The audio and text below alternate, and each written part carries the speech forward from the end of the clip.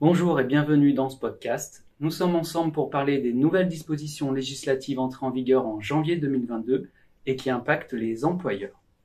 Je suis Sébastien Rollet, chargé de mission à la direction métier de l'URSSAF Rhône-Alpes. Je reçois aujourd'hui Juliana Bution-Goba, correspondante juridique régionale. Bonjour Sébastien. Bonjour Juliana. Et Alexis Guillaudis, responsable de notre pôle régional d'assistance juridique. Bonjour Sébastien. Bonjour Alexis.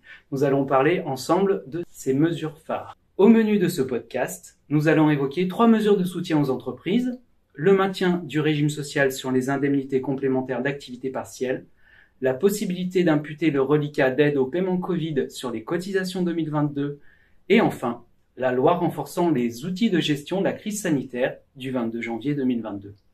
Ensuite, nous aborderons les nouvelles dispositions pour les employeurs des travailleurs des plateformes numériques et l'exonération de pourboires pour les salariés des hôtels, cafés et restaurants. Alors tout d'abord, je vais rappeler brièvement ce qu'est une loi de financement de la sécurité sociale. Donc la loi de financement de la sécurité sociale, LFSS en abrégé, est une catégorie de loi dont l'objectif est de faciliter la maîtrise des dépenses sociales et des dépenses de santé. Pour cela, la LFSS fixe des objectifs de dépenses en fonction des prévisions de recettes. Le vote de la LFSS a lieu chaque fin d'année pour l'année suivante. C'est un vote important dans le calendrier parlementaire, car cette loi est un élément essentiel de la mise en œuvre des politiques sociales. Elle a des conséquences en matière de sécurité sociale et aussi sur les politiques de l'emploi, car elle peut mettre en place des mesures d'exonération de cotisations pour les employeurs pour favoriser l'emploi salarié. Il peut aussi y avoir un impact direct ou indirect sur tous les citoyens par la création ou la modification de prestations. Donc cette année, la LFSS a été promulguée le 23 décembre 2021. Et pour 2022, le budget de la sécurité sociale est impacté par la crise sanitaire et économique. Cette année, le déficit de la sécurité sociale est évalué à 20,4 milliards d'euros. Bon, c'est une réduction si on compare aux 2 dernières années. Et cette réduction est principalement due à une baisse des dépenses liées à la crise sanitaire. Pour plus d'informations, vous pouvez consulter le site sécuritésociale.fr. Vous y retrouverez la loi et ses annexes. Alors aujourd'hui, nous allons vous parler plus spécifiquement de certaines mesures législatives qui impactent le monde de l'entreprise. Je passe donc la parole à Juliana pour parler des mesures de soutien aux entreprises, en commençant par le régime social des indemnités complémentaires d'activité partielle. Juliana, c'est à toi.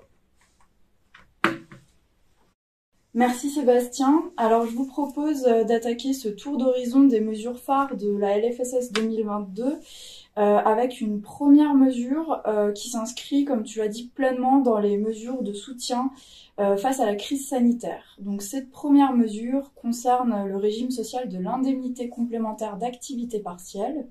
Donc je vous le rappelle, en droit commun, dans les conditions de droit commun, l'indemnité complémentaire d'activité partielle est l'indemnité qui est versée au-delà de l'indemnité légale par l'employeur et elle a bien la nature d'un revenu d'activité et est assujettie comme telle aux cotisations et contributions sociales. Donc, dans le cadre du recours accru à l'activité partielle, l'URSSAF a déployé un régime dérogatoire exceptionnel en admettant temporairement que l'indemnité complémentaire d'activité partielle suive le même régime social que l'indemnité légale, qui, pour cette dernière, je vous le rappelle, a la nature d'un revenu de remplacement. Alors, concernant le régime dérogatoire, il permet l'exclusion de l'indemnité complémentaire de l'assiette des cotisations et un assujettissement simple à la CSG-CRDS au taux global et réduit de 6,70% sur une assiette abattue de 1,75% pour frais professionnels.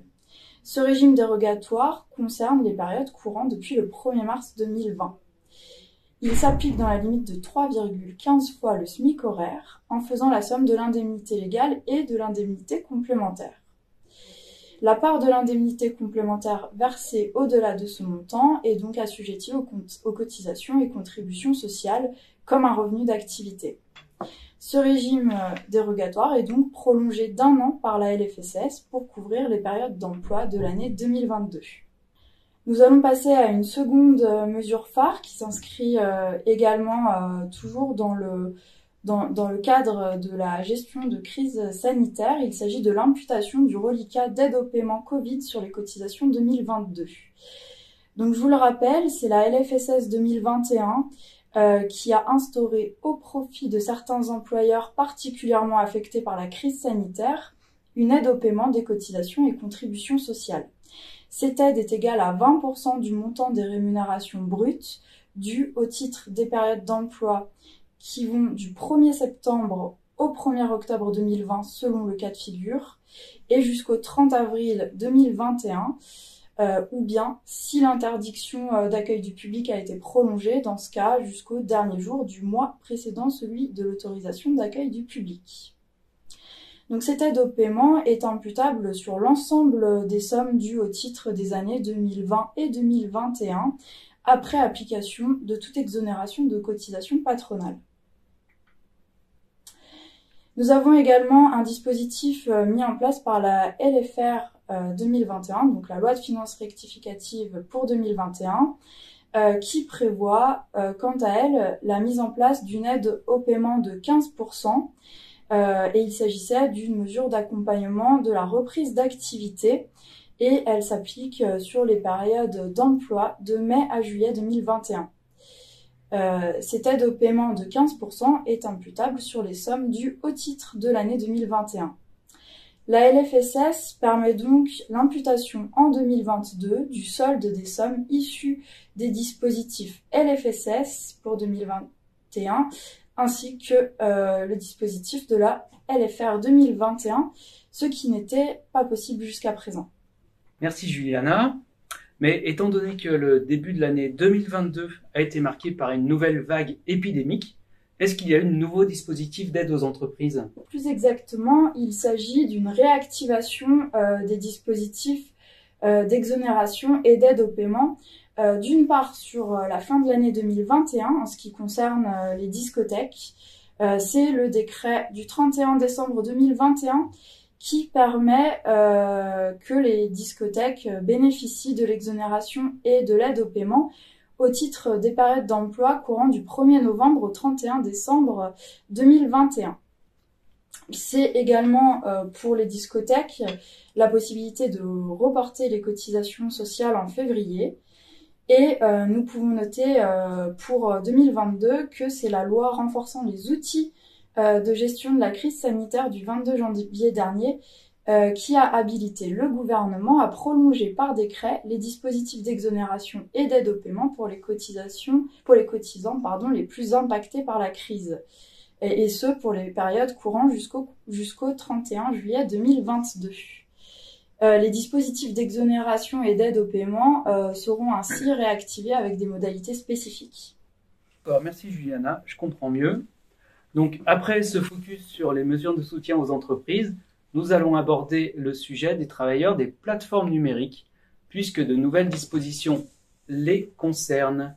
Alexis, est-ce que tu peux nous en parler ? Oui, merci Sébastien. Effectivement, deux mesures spécifiques à cette catégorie de travailleurs ont été adoptées par le Parlement, ce qui marque la volonté de ce dernier de mieux encadrer l'activité de ces plateformes et de garantir une meilleure protection sociale pour les différents travailleurs. On peut préciser que ces deux mesures concernent spécifiquement les plateformes de mise en relation par voie électronique ayant une activité de mobilité. Ça vise donc les activités de chauffeurs VTC et également les livreurs. Donc la première mesure concerne la mise en place d'une couverture complémentaire en matière de santé au profit de l'ensemble des travailleurs. Cette mesure donc démarrera au 1er janvier 2023 et elle sera en vigueur sous réserve de la parution des décrets d'application.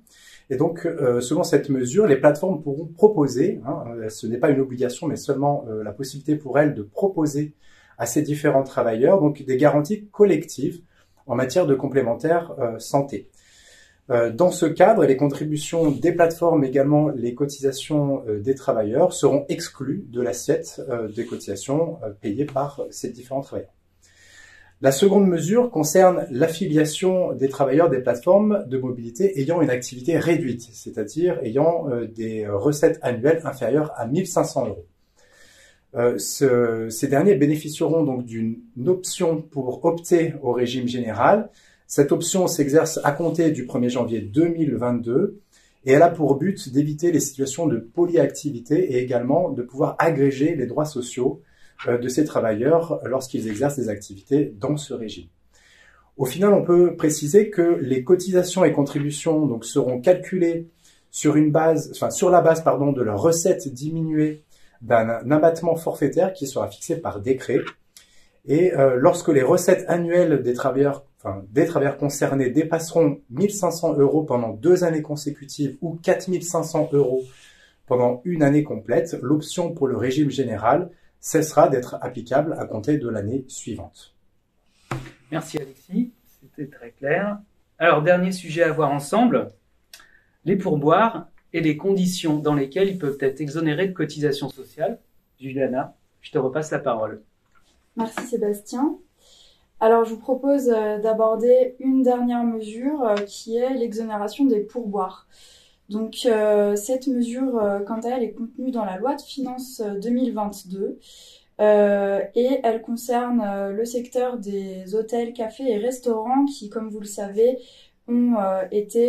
a été particulièrement touché par les mesures restrictives adoptées pour lutter contre la propagation du Covid-19. Donc, afin d'aider les entreprises de ce secteur à renforcer leur activité, la loi de finances pour 2022 instaure un dispositif temporaire d'exonération de cotisations et de contributions sociales pour les pourboires perçus en 2022 et 2023. Donc, vous le savez bien, les pourboires perçus par les salariés constituent un élément de salaire. Et à ce titre, ils sont soumis aux cotisations et contributions sociales. La loi de finances pour 2022 prévoit donc l'exonération de cotisations et de contributions sociales pour les pourboires reçus sur les périodes de 2022 et 2023. Et il s'agit donc des pourboires qui sont soit directement remis aux salariés, soit à l'employeur qui les reverse au personnel en contact avec la clientèle. Précisons que cette exonération ne s'applique qu'aux salariés qui perçoivent une rémunération qui n'excède pas 1,6 SMIC. Et également quelques précisions pour apprécier cette limite.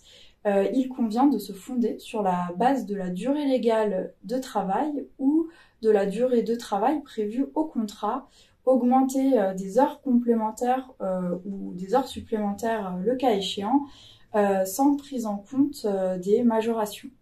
Et notons que les pourboires ne sont pas pris en compte dans l'appréciation de ce montant.